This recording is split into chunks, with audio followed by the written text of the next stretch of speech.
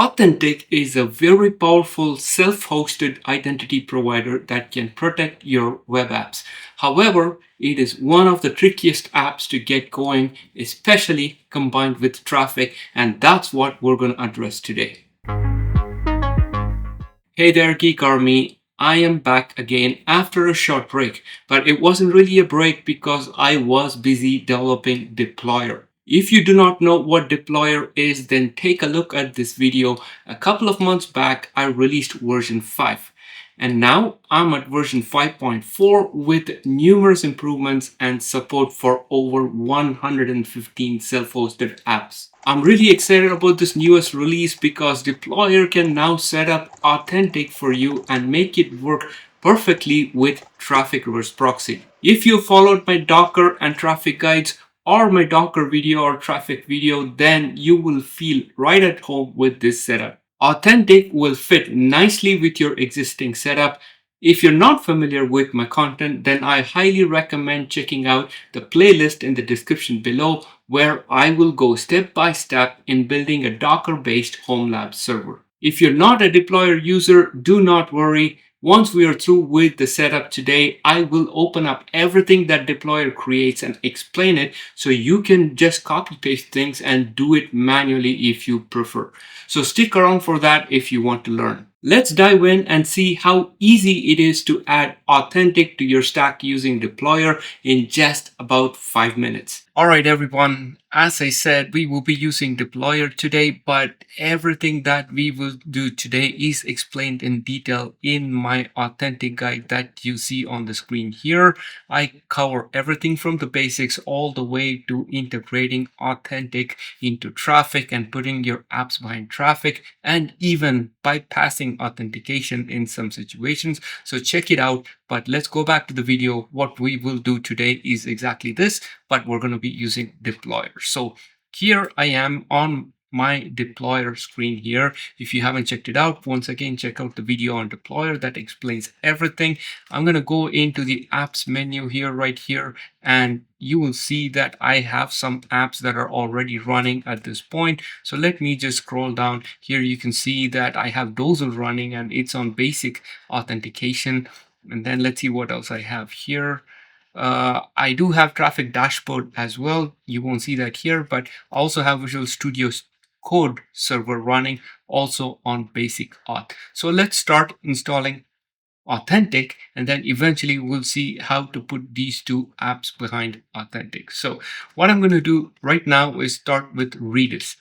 Redis is like a caching system that can speed up a lot of different apps. Authentik requires Redis. If you do not install Redis and start with Authentik on Deployrr, you're going to get a warning, but I do know that we need it, so I'm going to start with Redis. You'll get a little bit of a note as to how Redis will be installed. Just nice to know, it's not really something critical. And then Deployrr fetches all the information that's needed to set up Redis. Offers you a port to use. 6379 is the default port, so we're going to leave it at that. Let's press enter, give it just a few minutes, and it should be done in just a second now. Notice that it also adds Redis to the Deployrr dashboard, which is based on homepage. So Deployrr automatically creates a pseudo dashboard for you. So Redis is done. So let's go back now. Another application that Authentik requires is PostgreSQL. It's a database server, so we're going to install that as well. So I'm just going to scroll down here and find PostgreSQL right here and install this. Now you will have to provide some default information. So let's call the default database just Postgres, as you see on the screen. We're going to give a username, so I will say Postgres user. This is the admin user, and I'm just going to say Postgres pass1 exclamation like you see on the screen here. So we'll leave it at that right here for this video. So obviously do set up a strong password. For now, this is good enough. So once again, you are offered a default port if it's available on your system. If it's not, Deployrr will automatically pick up a port that's closest and is available. So there you go. So let's let it finish the job, and it's done. We have two requirements completed, Redis and PostgreSQL. Don't worry if you're lost. I'm going to open up all the files that Deployrr creates, and then we're going to see how to do the exact same thing manually. So, okay, so let's now proceed with Authentik. We're ready to go with Authentik. So now I'm going to go into the security menu. That's where Authentik is at. So right here, you can see you can install Authelia, Google Auth, and there's also Authentik. So we're going to start with Authentik right now. Deployrr automatically creates a database for Authentik, picks a strong password that you can see on the screen. You don't really need to remember the password as it says on the screen. Here are the details of the database. You don't really need to worry about it. So it's creating the database on the PostgreSQL service that we previously created, sets up Authentik server, Authentik worker. Deployrr also automatically creates the Traefik middlewares and chains that are needed to perform a forward authentication. So everything is done for you in the background. We're going to open up everything. Authentik is set up and done. Now, at this point, I want to pause and I'm going to show you the logs of Authentik worker because it's important. Oh, typo there, Authentik worker, because Authentik worker does a lot of things in the background as you see on the screen here. It's going to keep on going for about a couple minutes. So if you try to open Authentik and you don't see the screen that you're expecting to see, don't freak out. It just takes a few minutes for this to complete. When this is complete, we're going to come back and continue.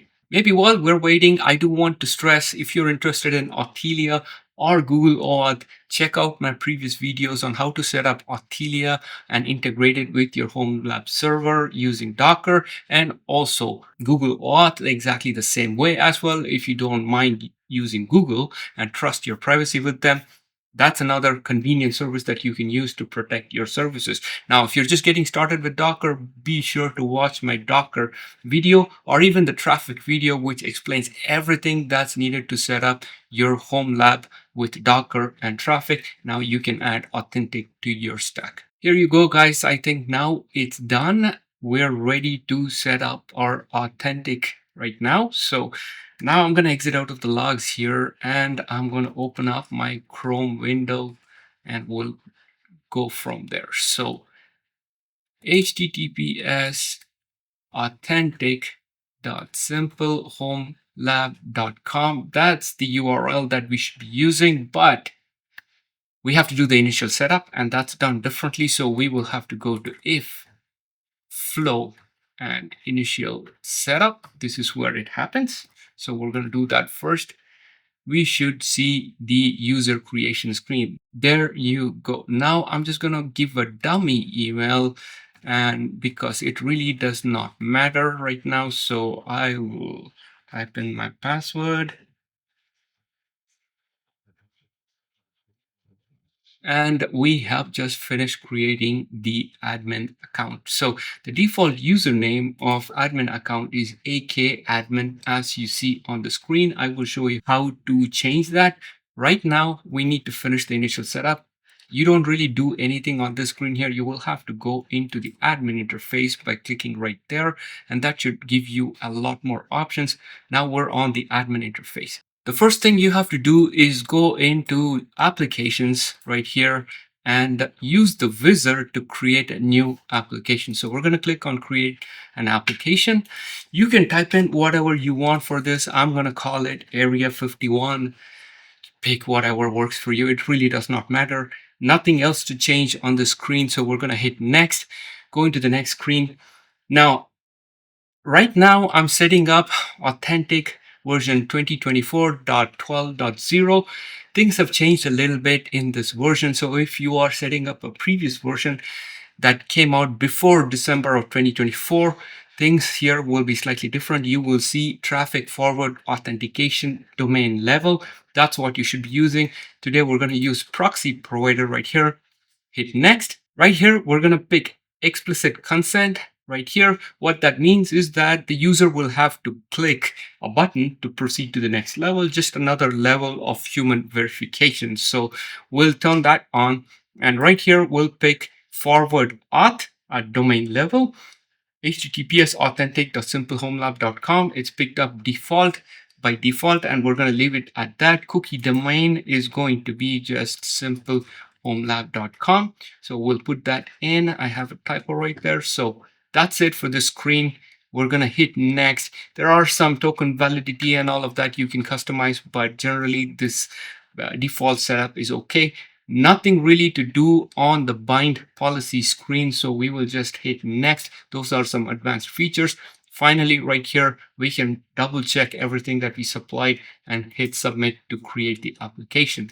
Now that the application is created, there's one more thing we need to do. We need to go into Outpost right here, add this application to the Outpost. So Outpost, there's only one that is created by default. So we're going to hit that edit button right here. You can see the Area 51 application that we just created. I'll have to highlight that one, hit the button right here to move it to the selected application, and then hit update.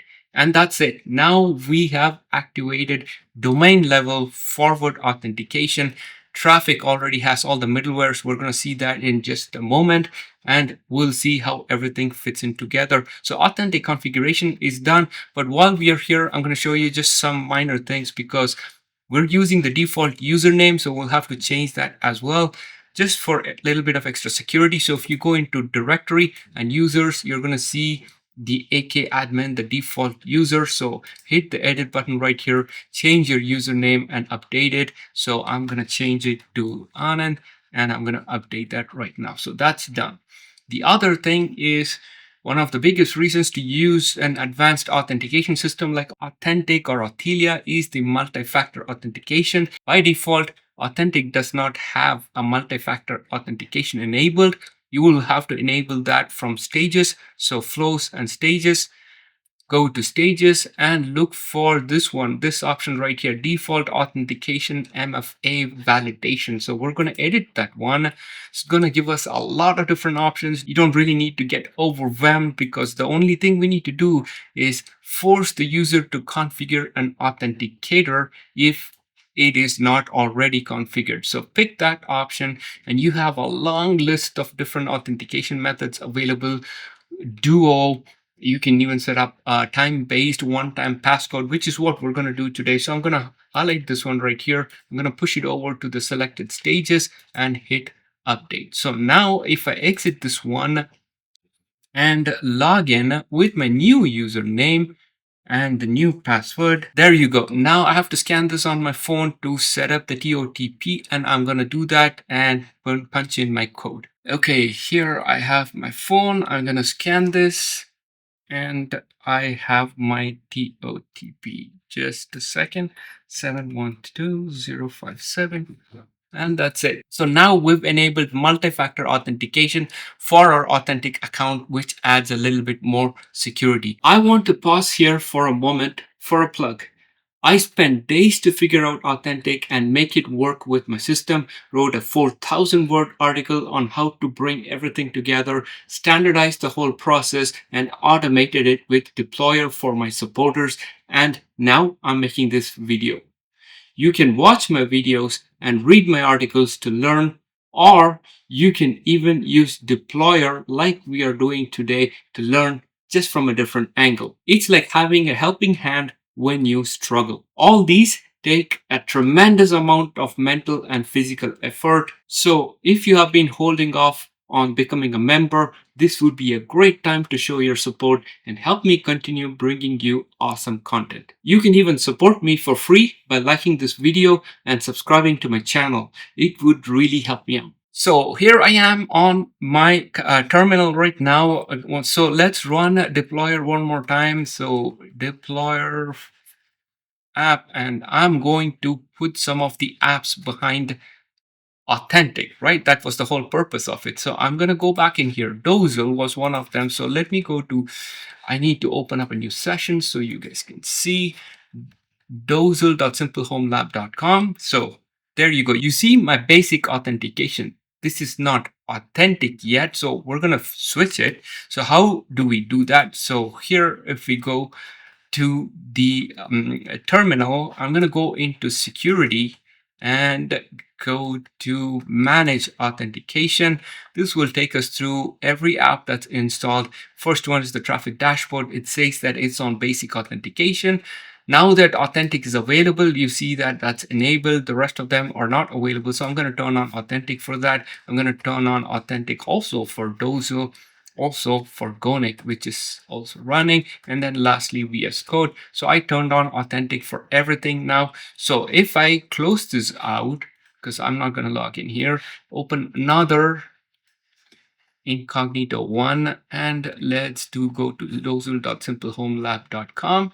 There you go, Authentik login screen, not the basic one. So I will type in my username and password, and I should set up the D or punch in the TOTP. So 78515.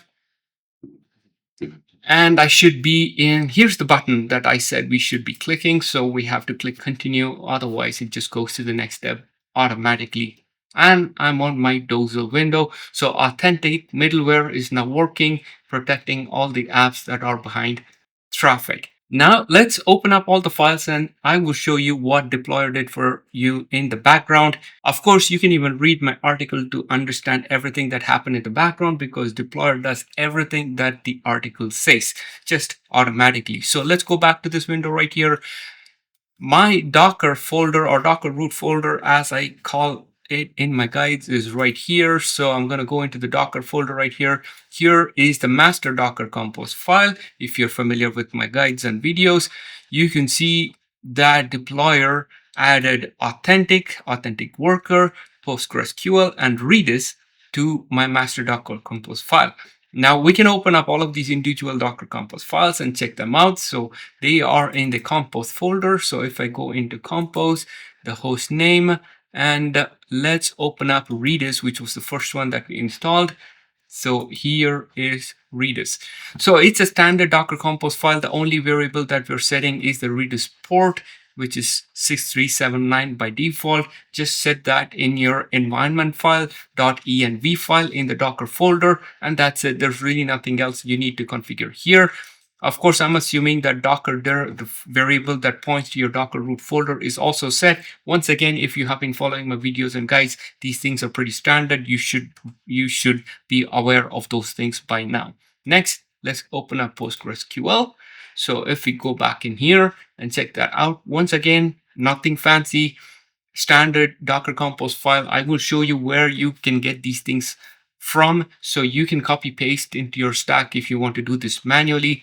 You can see that there are some variables, PostgreSQL user, password, and there's also a Docker secret, which is the default password for Postgres user, or the Postgres user right here, that we just saw. I think I set it to Postgres pass 1 and exclamation, something like that. So whatever you set, that will be saved as a secret. So then let's open up Authentik worker.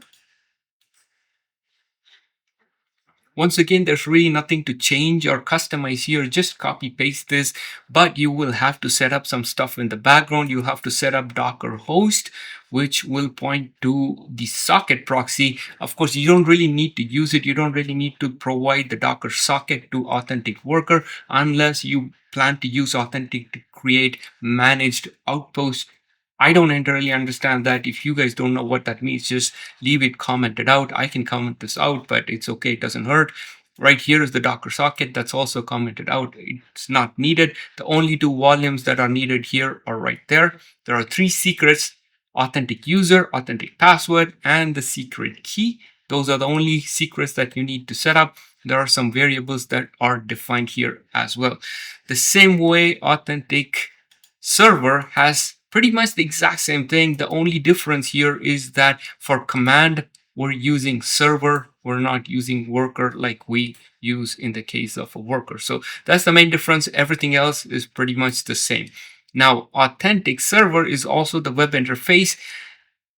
We are putting that behind Traefik using labels, Docker labels. So if you don't know how this works, I recommend that you watch my Traefik video. I have many Traefik videos. Follow them all. I go in depth into how to set up Traefik and also do some advanced configurations. So here's where we specify where Authentik is available. Authentik at simplehomelab.com. If you want to use something different like auth.simplehomelab.com, that is available to you as well if you want to do that. We're adding a catch all for the subdomain, so that helps to forward anything that doesn't fit a certain subdomain. Everything is forwarded to Authentik, so that's a good thing to have as well. So these are the compose files. Where do you get them from? So if I go in here and search for Deployrr, I should see the GitHub page right here. And if you go to compose folder, you're going to see all the compose files that Deployrr uses in the background. So if I go, let's go and just pick Authentik, you're going to see the exact same thing right here. So if I go into Authentik, this is exactly the file that you're seeing on the command line or Mobax term. Okay, so that's where you get your compose from. So I'm going to exit out of this one. I'm going to go to cd./docker, and I'm going to I'm going to elevate myself to sudo. Now, if I go to secrets, there you will see the secrets folder. So here are some of the secrets that are available on the system. You can see the 3 secrets that Deployrr created for us automatically. Of course, you will have to create them manually. Check out my guide. I explain how to create all of these things manually there as well. The same way, if I go back to the Docker root folder and do an ls-al, I'm going to see the env file right here. Once again, there are some variables that are needed. I think I discussed those in my article. So if we scroll down here, it should tell you all the different variables that you're supposed to create, what you need to set, and how you can create those variables. Everything is explained there as well. Now, links to everything that I was talking about today will be in the description below, so check those out.